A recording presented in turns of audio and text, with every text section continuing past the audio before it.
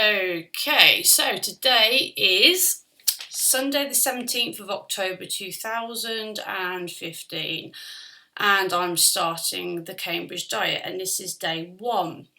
I've done this sort of thing before. I've done Lighter Life and other very low calorie diets, so I know they work when you get in the zone. That's half the problem, is trying to get into the zone because I'm not really in the mood for it. Food is a source of comfort. It's something I look forward to at the end of the day. It's a stress relief. I like the taste of nice food in my mouth rather than drinking soups and stuff. But I also don't like being 3 stone overweight and all the other downsides of being a bit on the lardos side of things.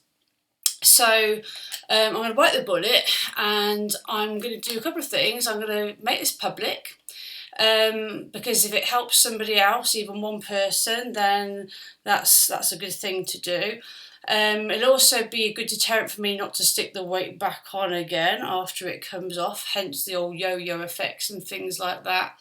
And also because what I'm going to do, I'm going to be using some tools I've learnt recently to help overcome another bad habit of mine with this process to make it a bit easier to try and work out why it is I overeat, or more to the point, eat the wrong food. So I've got a two-pronged attack. I'm going to do the Cambridge diet and I'm going to also use rational emotive behaviour therapy, which is like smart tools recovery. That's all a bit heavy going anyway. At the end of the day, I'm on a diet and I've got to get this flab off. And that brings me to the point of like, why do I want to get this flab off? Well, because I'm a mum of 2 lovely boys, and recently I went to play centre with them and I was pretty much out of puff by the time I got to this high climbing frame. My arse was a bit wide, so trying to get down the slide was problematic, and I probably could have done with greasing the sides, to be honest. I might have gone down a bit faster then rather than getting wedged at the top. Sometimes I might want to take them swimming and I don't want Greenpeace to come along and try and push me back in the water. I don't want to be the fattest mom in the playground, particularly as I live in kind of yummy mummy land.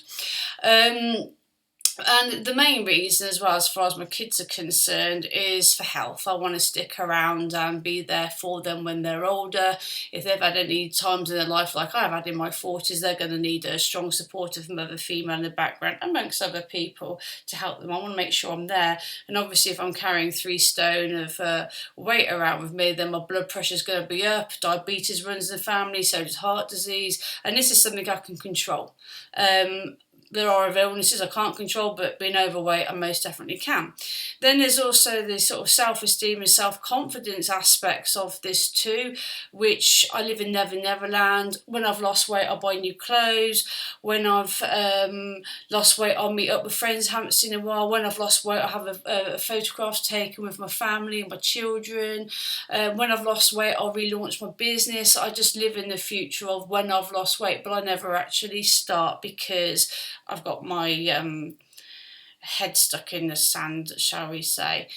So there needs to be change, and the first thing I'll do is identify the reasons why I want to lose weight, of which there's plenty, and build from there. Another reason. I hate someone to see me naked or even scantily clad. I did actually have quite a good body at one time. That was me. Yep, I was 10 stone 3 there. I'm 5'7" or 5'6 3/4 to be precise. And I was quite into the old health and fitness thing back then. I've always been a bit on the heavy side. But in that case it's more muscular, but I'm not too bothered about what the scales are going to say. The scales just a moment ago, I tried to see if I could get it so it could show up on the screen, but it doesn't. The scales a moment ago was 12 stone 6, so I am 3 stone overweight. If you go by the old-fashioned height weight charts, I should be ideally 9 stone 6, or there's a big range, 8 stone 7 to 11 stone 3 or something like that. But I would like to be certainly within my range, and ideally 9.5 stone, because I can't remember ever being that, just to see what it's like. And if I don't like it, then I can always stick some more, can't I, or lose more. So yeah, I want to get back to being like that again, because Although I can't knock the years off, and that was probably taken around about 10 years ago. There's no reason I can't start. And one of the things I think as well is that I find extremely motivating when I'm trying to find motivation to lose weight is having a role model. So apart from just going on YouTube and looking at music videos of people I'd aspire to be like and digging out things like this and put it on my cupboard door, and it's actually underneath I've written be a yummy mummy for your boys on there. So I've got two sons obviously. Apart from doing things like that, I've just got to get on with it. So watching things like there's quite a few YouTube clips on the computer about things like dual dynamics, some guys getting people in, and I found that really helpful looking at people's success stories. But I think the first 3 days of this is the hardest. It's getting in that zone. It's psyching yourself up to want to do it and believe that you can. I always say to my eldest son whenever he's doubted himself, I can and I will. So I've got to walk my talk really. And I'm going to do something really completely crazy, which is only going to be on my computer and no one else is going to see unless I press the share button, and that is to show what I really look like if I was to go on a beach in a bikini. Now I haven't got a bikini because I'm too fat, and the reason I haven't got a bikini is like everything else, I've always thinking when I've lost weight then I'll go clothes shopping and everything else. I don't really want my neighbours to see me standing here in a sports bra and sports pants, but oh my god, look at the state of that. That is pretty grim, isn't it? That is not a body to be proud of. I mean, look at it. I've noticed recently that when I run down the stairs to catch the phone, I can feel all this lot wobbling away. I don't like my legs have always been chunky, even when I was like this, even when I was like that, my legs, like, no matter how much exercise I did, it was always a nightmare. My boobs are big enough as it is at the moment. They look like Rufus nail bags because they're so big. If I turn sideways on, that is pretty grim. We've got the good old wings going on here. I mean, crikey, if it's a windy day, I could probably take off.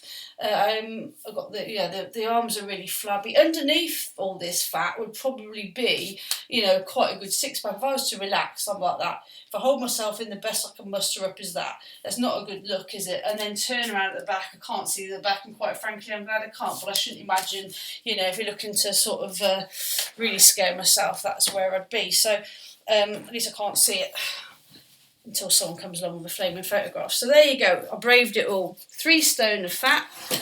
Not looking too good. No wonder I don't want to be seeing anybody. Life's too short to spend it fat. Life's too short to be living in the future. Fat parents equals fat children. Quite often the way. And I don't want to be like this anymore. I've overcome one addiction. I've had a pretty tough time. I can give you a great big long list of reasons why I've let myself go. And they're good reasons, but it doesn't have to be like this. So this is day 1. And I'm going to get on with it already. I shall clock in for day 2 tomorrow. Bye-bye.